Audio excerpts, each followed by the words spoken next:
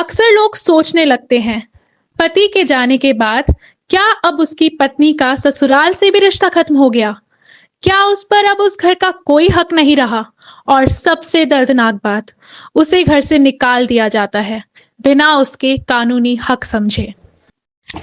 Hello everyone, मैं हूं महिमा शर्मा और आज हम बात करेंगे एक ऐसे टॉपिक की जिसमें दर्द भी है, कंफ्यूजन भी और अनफॉर्चुनेटली इनजस्टिस भी। क्या होता है एक ऐसी औरत का जिसके हस्बैंड की डेथ हो जाए और उसके इन लॉज उसे उसके घर से निकाल दे, उससे उसके बच्चे भी छीन ले और उसको फिजिकल या मेंटली टॉर्चर भी करे। आज हम इसी टॉपिक पे बात करेंगे। Today we have with us advocate Dikshanti Sharma ma'am. Hello, welcome ma'am. Thank you. तो मैम, आपसे हमारा पहला क्वेश्चन ये है कि अगर एक विडो है और उसके इन लॉज उसे उसके घर से निकाल दे, तो क्या उसका उस इन लॉज के घर पे कोई भी लीगल राइट है? बिल्कुल है, उसका वैधानिक अधिकार है उस घर में रहने का। जिस घर में महिला शादी होके आती है या साझी गृहस्थी में जहाँ भी रहती है, वो महिला के ससुर के नाम मकान हो, सास के नाम मकान हो या उसके पति के नाम मकान हो, उससे कोई फर्क नहीं पड़ता। इवन वो अगर किराए का मकान भी हो तो भी महिला को वहाँ से कोई नहीं निकाल सकता। उसका वहाँ पर पूरा वैधानिक अधिकार होता है। और अगर कोई महिला को निकालने की कोशिश करता है या निकाल देता है तो वो डोमेस्टिक वायलेंस एक्ट के सेक्शन 19 के अंडर कोर्ट से एक रिजाइडिंग ऑर्डर पास करा सकती है और उसमें रहने का अधिकार उसको मिलेगा और कोर्ट उसका ऑर्डर करती है। जी मैम, तो एक विडो का पूरा राइट है अपने इन लॉज के हाथ में, इन लॉज के घर में। दूसरा क्वेश्चन मैम मेरा आपसे ये है कि अगर उनके बच्चों को छीन लिया जाए, विडो के बच्चों को उसके इन लॉज छीन ले और उन्हें मिलने जुलने ना दे या फिर उसकी कस्टडी ना लेने दे, तो इस केस में क्या राइट है? देखिए, पिता की मृत्यु के बाद महिला जो मदर है वही नेचुरल गार्जियन होती है। जितनी अच्छी परवरिश बच्चों की माँ कर सकती है उतना कोई भी नहीं कर सकता, चाहे वो कितना भी हितैषी हो।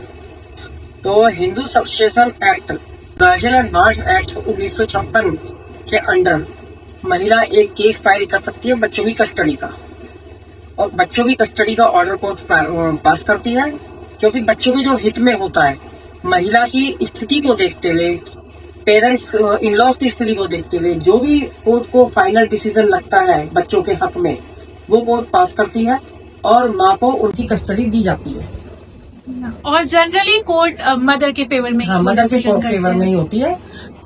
अगर इसमें कोई एक्सेप्शन ना हो, जैसे कि महिला की मेंटल स्थिति अच्छी नहीं है तो बच्चों को उसकी कस्टडी नहीं दी जाएगी।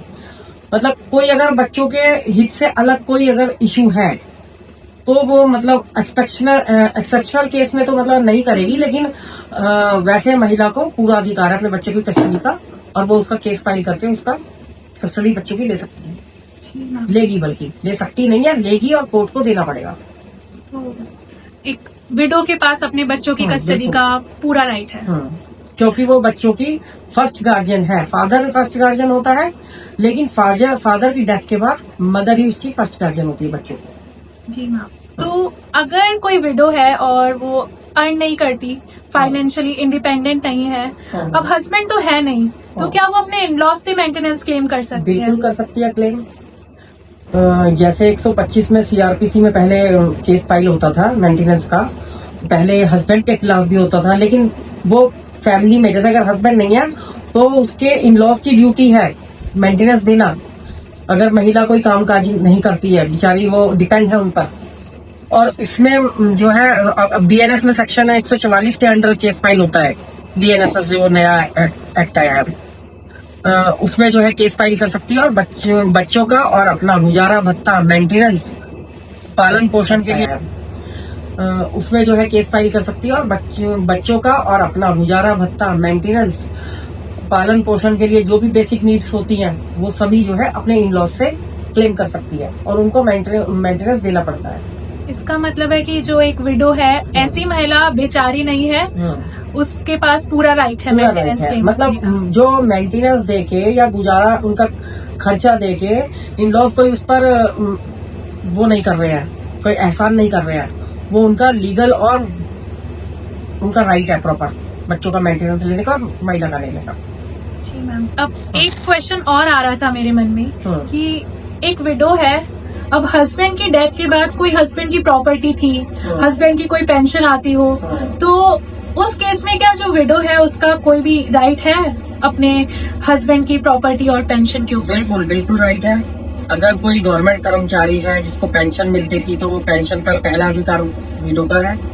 और सपोज कोई पेंशन नहीं है, कोई बिजनेस है या कोई ऐसा काम है, बैंक की पासबुक में भी देखा आपने नॉमिनी हमेशा वाइफ ही होती है, तो पहला अधिकार वाइफ का ही होता है हर जगह। और जो उनकी इनहेरेंट प्रॉपर्टी है, जो दादा से दादा लाई संपत्ति भी होती है, जो उसके हस्बैंड को आनी थी और उस हस्बैंड के बाद उसके बच्चों को आनी है, उस पर भी पहला अधिकार महिला का ही होता है, विडो का होता है। ये मतलब इसमें कोई दिक्कत नहीं है, उनको पूरा अधिकार होता है, उनकी प्रॉपर्टी में भी अधिकार होता है। इसका मतलब मैम कि एक विडो का ना ही सिर्फ अपने हस्बैंड की प्रॉपर्टी में राइट है, उस प्रॉपर्टी भी राइट है जो वो अगर जिंदा होते और इनहेरिट करते। बिल्कुल मिलती, बिल्कुल मिलती। जो भी उनका, अगर उनके कई भाई हैं, कई भाई बहन हैं, तो मतलब जो रेशो उसके हस्बैंड को मिलता वो रेशो उसकी विडो को मिलेगा, विडो और उसके बच्चों को मिलेगा। जो भी शेयर हस्बैंड का होता है वो विडो को मिल जाएगा। बिल्कुल मिलेगा। जी मैम, अब ये बात तो हो गई मैम लीगल राइट्स की और उनके स्टैट्यूटरी राइट्स की, लेकिन अब इनकी इम्प्लीमेंटेशन की बात करें। एक विडो है, अब वो अपने आप को मेंटेन नहीं कर पा रही, उसे घर से निकाल दिया है, तो इमीडिएट रिलीफ क्या है जो वो क्लेम कर सकती है? डीबी एक्ट के सेक्शन 12 के अंडर वो इंटरिम मेंटेनेंस ले सकती है, जिसमें वो इमीडिएट फाइनेंशियल हेल्प और रिजाइनिंग ऑर्डर पास करा सकती है।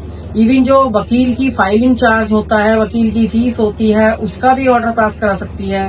मतलब हर तरीके के खर्चे उसमें सेक्शन 12 के अंडर वो ले सकती है। सेकंड ऑप्शन होता है कि मतलब वो 468 में ए में भी जा सकती है, क्रुएल्टी अगर उसके ऊपर हो रही है। जो अब सेक्शन जो 85 हो गया बीएनएस का, उसके अंडर भी रिलीफ ले सकती है। और बहुत सारे टॉर्चर के खिलाफ बहुत सारे रिलीफ है जो महिला को प्राप्त है, उसके लिए बहुत सारे कानून उपलब्ध है। केवल एक जानकारी होनी चाहिए महिला को अपने कानूनों के अधिकारों की, वो जिसके लिए वो एक अच्छे वकील से संपर्क करके अधिकारी के बारे में जानकारी ले सकती है। इसका मतलब और अपनी आवाज उठा के कानून के माध्यम से अपने अधिकारों को प्राप्त कर सकती है इन लॉज से। इसका मतलब जो एक विडो है वह अकेली नहीं है, बेचारी नहीं है, लॉ हमेशा उसके साथ खड़ा है। सिर्फ जरूरत है तो थोड़ी सी अवेयरनेस की और अपने लिए स्टैंड लेने की। अब इसी के साथ अगर आपको हमारी वीडियो अच्छी लगी हो तो उसे लाइक करें, कमेंट्स में अपने थॉट्स जरूर बताएं और हमारे चैनल को सब्सक्राइब करें, क्योंकि हम वापस आएंगे एक ऐसी ही लीगल प्रॉब्लम को लेके उसकी रेमेडीज के साथ। Now we would like to thank advocate Mrs Dikshanti Sharma ma'am for her insightful thoughts. Thank you ma'am, thank you so much. नमस्ते।